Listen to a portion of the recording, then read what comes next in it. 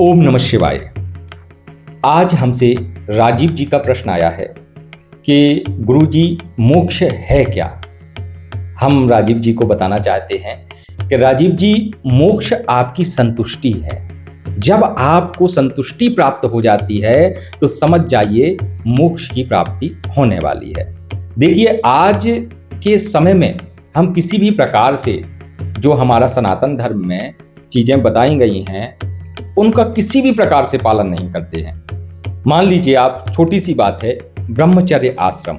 अब ब्रह्मचर्य आश्रम के बारे में आप जानते होंगे, नहीं जानते तो अगली वीडियो में पूर्ण रूप से बताएंगे।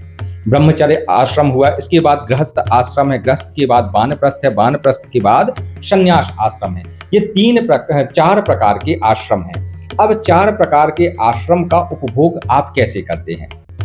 जब आपकी बाल्यावस्था है तो विद्या, आज के समय में पहले विद्या ग्रहण की और लगभग 30-40 वर्ष में विवाह होता है। 30-35 तो हो ही जाते हैं। बोले अभी हमने विवाह किया है, अब हम सेट हो जाएं, इसके बाद संतान होगी, संतान के बाद ये होगा वो होगा, ऐसे करते करते मोह माया में व्यतीत हो जाते हैं। शास्त्रों के अनुसार किसी भी प्रकार से व्यक्ति आज के समय में नहीं चल रहा है। शास्त्र में एक सब चीजों के लिए एक उपयुक्त समय बताया है।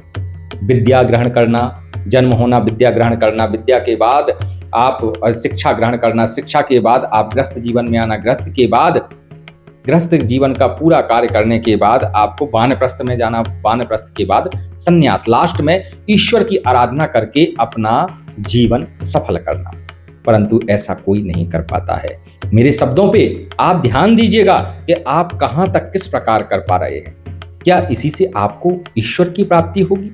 क्या इसी से आने वाला आपका समय सही होगा?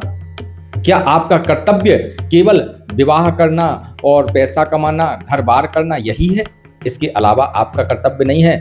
परंतु आप मत भूलिए, गीता में भी है कि आपका एक कर्तव्य यह है कि अंत समय से पहले ईश्वर की आराधना साधना से अपने आप को निर्मल कर लेना और उनकी शरण में पहुंच जाना।